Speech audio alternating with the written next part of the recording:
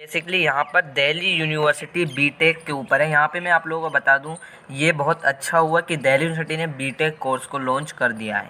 यहाँ पे registration procedure start हो चुका है और यहाँ पे मैं आपको जो बात करूँगा कि बीटेक में कौन कौन से कोर्सेज ऑफ़र करे हैं। यहाँ पे 3 ब्रांच बताई है इन्होंने। एलिजिबिलिटी क्राइटेरिया, कौन यहाँ पे एलिजिबल है और कौन नहीं है, वो सब पूरी डिटेल में बात करूँगा। सीट कितने रहने वाले, यानी कितनी सीट्स रहेंगी, सीट मैट्रिक्स की बात करूँगा। कोर्स की फ़ीस कितनी है और रजिस्ट्रेशन की फ़ीस कितनी है, क्योंकि रजिस्ट्रेशन की फ़ीस अलग होती है। पहले आपको रजिस्ट्रेशन करना होता है, लेकिन रजिस्ट्रेशन ये गारंटी नहीं देता कि आपका एडमिशन होगा।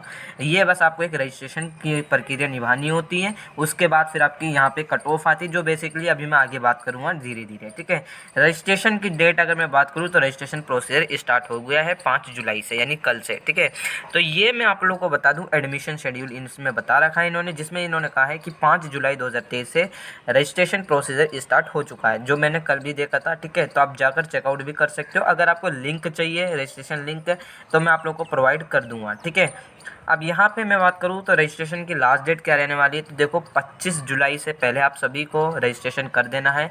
11:59, यानी एक तरीके से रात में आप लोग फिल कर सकते हो। ठीक है, यहाँ पे इन्होंने ये कहा है 25 जुलाई 2023 से पहले फॉर्म को फिल करना है। यहाँ पे अगर मैं बात करूँ रजिस्ट्रेशन की फ़ीस कितनी रहने वाली है, देखो अगर आप बिलोंग करते हो ओबीसी से या अनरिजर्व कैटेगरी से, यानी जनरल हो या ओबीसी हो या ईडब्ल्यूएस हो, तो तीनों कैटेगरी के लिए 1500 रुपये फ़ीस होने वाली है। ठीक है, यहाँ पे और एससी एसटी और पीडब्ल्यूबीडी से बिलोंग करते हो तो आपकी जो फ़ीस है वो 1200 रुपये होने वाली है, जो इन्होंने बताया है। ठीक है, ये वन टाइम रजिस्ट्रेशन प्रोसीजर है जो नॉन रिफंडेबल है। नॉन रिफंडेबल ये गारंटी मतलब ये है कि अगर आपको पहले रजिस्ट्रेशन करना है, लेकिन अगर आपको सीट अलॉट नहीं होती ड्यू की तरफ से, क्योंकि आपकी कट ऑफ निकलती, कट ऑफ मतलब का ये नहीं है कि आपका जेई होता है। ठीक है, उसके बिहाफ पर आपके नंबर देखे जाएंगे, जिसका जितना अच्छा स्कोर होगा आपका एडमिशन हो जाएगा।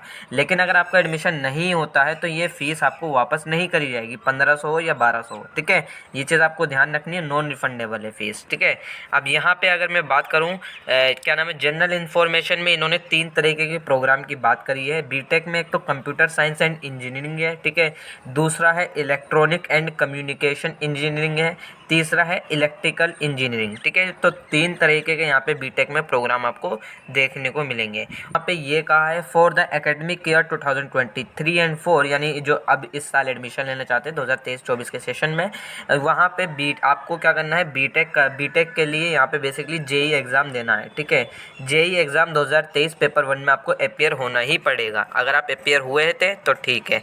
यहाँ पे एलिजिबिलिटी रिक्वायरमेंट, उसी के बिहाफ पर आपका एडमिशन होगा, ये चीज़ आपको ध्यान रखना है। ठीक है, बाकी यहाँ पे और कुछ अगर मैं देख पा रहा हूँ और तो इसमें कुछ नहीं है। ठीक है, और JEE Main 2023 is conducted national testing agency, यानी एनटीए कंडक्ट करवाता है। द कैंडिडेट में note the role of NTA's limited conduct JEE Main, मतलब जब रिजल्ट आ जाएगा। ठीक है, मुझे तो नहीं पता जेई का रिजल्ट आया है कि नहीं आया। ठीक है, जब भी आएगा तो इसके बिहाफ पे आपका इंट्रेंस के इसी के नंबर पे आपका जेई, जितने आपने स्कोर अच्छा करा होगा उसी के बिहाफ पे आपका एडमिशन होगा। तो इसमें ये चीज़ बता रखी है, जेई मेन के बिहाफ पर आपका एडमिशन होगा।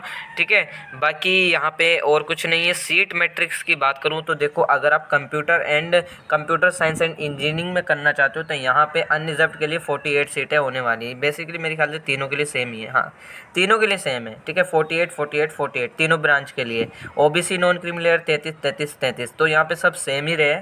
ठीक है, 18 18 18। यहाँ पे 3 कोर्स है, यानी बीटेक के अंदर computer science and engineering course ये है, और यहाँ पे इलेक्ट्रॉनिक्स एंड कम्युनिकेशन इंजीनियरिंग ये है, और इलेक्ट्रिकल इंजीनियरिंग ये है। ठीक है, एसटी के लिए नो, एसटी के लिए नो, एसटी के लिए, ईडब्ल्यूएस के लिए 12 12 12। ठीक है, 6 सीट पीडब्ल्यूबीडी के लिए, 6 सीट पीडब्ल्यूबीडी के लिए, और ये बेसिकली सुपरमेसी कोटा वाले होते हैं। सीडब्ल्यू के लिए 6, सीडब्ल्यू के लिए 6, सीडब्ल्यू के लिए। कश्मीरी माइग्रेंट यानी केम कश्मीरी माइग्रेंट होते हैं 1 और 1 सीट। तो यानी सीटें यहाँ पे सभी ब्रांच के अंदर सेम ही है। ठीक है, इक्वल है, कोई ऊपर नीचे नहीं है।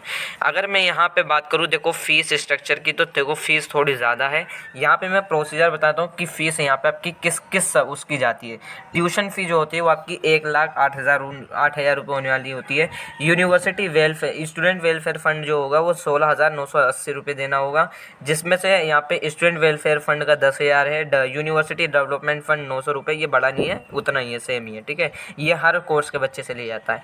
University facilities and services charge 20,000 रुपये है। यहाँ पे फिर 20,000 है, 60,000 है यहाँ पे, ठीक है। यहाँ पे डूसू इलेक्शन के लिए 20 रुपये है यहाँ पे, ठीक है, डूसू फंड के लिए, सॉरी, ठीक है।